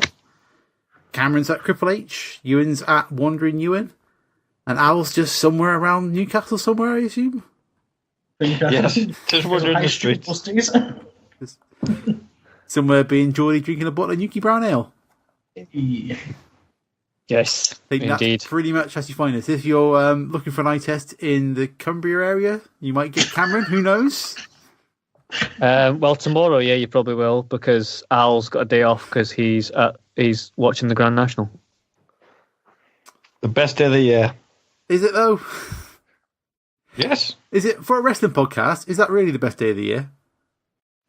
Well, what was it? Was you don't, Phil. You're underestimating this man's love of the Grand National. So, and seriously, horses? It's the Royal Rumble of horse racing. Yeah, because they put 30 horses in the ring and they fall fight down, them they get 40 horses. Wish they did that to the Bushwhackers, man. Out of the ring, one back of the head. Sort out the rest of us. You missed that bit in the Royal Rumble when Volkov got eliminated and they put a little green curtain around him. For the best. It's for the best. You won't feel a thing. Wow, what a dark end to finish on. Yeah, it was a bit dark, yeah. So, bye. Sorry about that. Right, but next time we'll be in the stars, so it'll be nice and bright. Yeah. Exactly. Okay. Exactly. It'll be fine. This can't be a dark world. Shinsuke Nakamura's on the SmackDown brand now. It's going to be amazing. It was amazing. I need to prepare myself again. Yeah. And I've got the Hardy Boys back, so I'm happy. Yeah. Delightful. Are you going to play out with theme music again, like you've been doing the last couple of times, Phil? I don't know. I was thinking of using the montage music for the end of the Rumble, to be honest. Rush. Use Rush. Oh, hang on. Sorry. What music do you get at the end of the network version? Can't even remember. It's just funny music. I don't remember. It was just kind of. I wanted. I had it in my head. It was the ding ding ding ding ding ding ding. That one. That's on the home video, but on the original cast, there's the song by Rush. It goes like dun dun dun dun dun dun dun dun dun dun dun dun dun dun dun dun dun dun. That one. Hold on. What did you think it was called again, Al? I think it's called Rush. There's my thing, or Where's my thing? Rush. There's my thing. That is a brave Google search. No, it is here. It is. He's right. Hold on, Al. I don't know if this is going to come through, actually. It's quite at the start. Oh, yeah. Yep. I know what you mean now. This is making for excellent audio entertainment, this is. As you can hear that, can you? No, we can't. No. But everyone can hear it on the podcast. Yeah. It's on YouTube. I've just seen it. Yeah, he's right. It's on YouTube. Well, of course, many things are. Not us. But never mind. Right. Okay, we'll finish then, shall we? I think we'll probably finish there on that on that incredibly awkward note. On that note of Canada's finest export. Is that Loud Storm? On Canada's second finest export. Cute. That's Dino Bravo. Third. Earthquake. No, Wayne Gretzky. Fourth. Earthquake. Sixth. No. Stoll. The cast of Saturday Night Live. Brian Adams. We're just naming Canadians now. Yeah, we're just naming Canadians now. Okay, well, I'll just fade out and just naming Canadians then. Dan Aykroyd. We've forgotten Bret Hart. That moves from Northern Exposure. Stu Chris Benoit. Mike Myers. Teddy Hart. Yeah. Bruce Hart. Yeah, all the Cowboy Jacket Forever. Yeah. Bulldog. Edge. Yeah. Edge Christian. Sami Zayn. Chris Jericho. My ex-girlfriend. Al's ex. Shout out to Al's ex. A lot of Canadians. Yeah. And we're done. It's a lot of Canadians. Yeah. The dog got so annoyed he just barked at me. He's just like, just stop the podcast. The Mountie. The Mountie. The Rougeos? Do us a favour and just fade out to the Canadian national anthem. Okay. The Rougeos, they were Canadian, weren't they? They were. Oh, definitely they were Canadian. Reggie Martin? Was he French? He was. Yeah. Alanis Morissette, she's Canadian. Morissette, she's Canadian. Yeah. Maple syrup. I like maple syrup. That's if you buy it properly, that's definitely Canadian. Good maple syrup is good, yeah. Definitely Canadian. Right, Trish Stratus, we haven't had her yet. Trish Stratus. Are both of them Canadian? Yeah. Use a Jerry Lawler joke there. What, maple syrup and... Oh, right. I was going to say maple syrup and Trish Stratus. Yeah, that's an odd combination. That's pretty specialist. Yeah, again, that'd be a Lawler thing, wouldn't it? Probably, yeah. He'd definitely have something to say about that. Alright. Oh, Canada. Na, na, na, na, na, na. Blame Canada. Blame Canada. Blame Canada. Rene Goulet, is he? I'm going to look what else that was naming every single Canadian known to mankind. Bye, you. Bye. Vinnie Young's Canadian. She's nice. Terence and Philip are Canadian. Yeah, true. Is that Al gone as well? I don't know, is Al still there? I'm just thinking Canadians. You think Canadian, more Canadians? Avril Lavigne? Yeah, she's Canadian, yeah, totally. I felt a bit sorry for her, actually. Not because she's Canadian. I was going to say, what's wrong with being Canadian? No. Do you know? Remember that Avril Lavigne got despite being a purveyor of pretty crap pop songs, she got bitten by some sort of insect when she was out a couple of years ago, and it's given her some sort of it saps her energy. She can't do anything. That's a shame. there's some kind of virus she ended up contracting, and it means that she's got like the equivalent of ME or something like that. That's horrible. Which is not good. She's still Canadian though, so Yeah, she's still Canadian, so she's got that going. Going for her. But there you go. Yeah, I can't think of any more Canadians.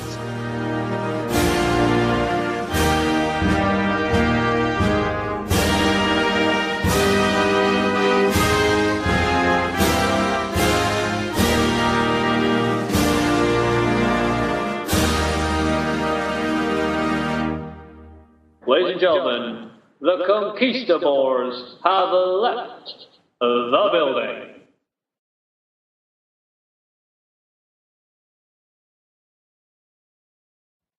This will be the bits that you'll play over the start of the actual podcast anyway, innit? There'll be the music in the background. It'll just be us kind of going, No, where's Al? prime time. That's prime time. Where's Prime time's a different editing mindset, I tell you. Oh, right, I see. Is it different? I hadn't noticed, Phil. See, between the two, right, you listen to this, you'll learn. Okay. When I do this show, like, it's the cold open, then the music, and it fades out underneath as like a bed. But when I'm doing, and then the audio clips come in with the audio noise throughout the show, but on prime time I don't do that. I kind of fade it in and out. I've got a looser feel to it. Bit more wee, bit more whoa, bit more easy, boys. Right.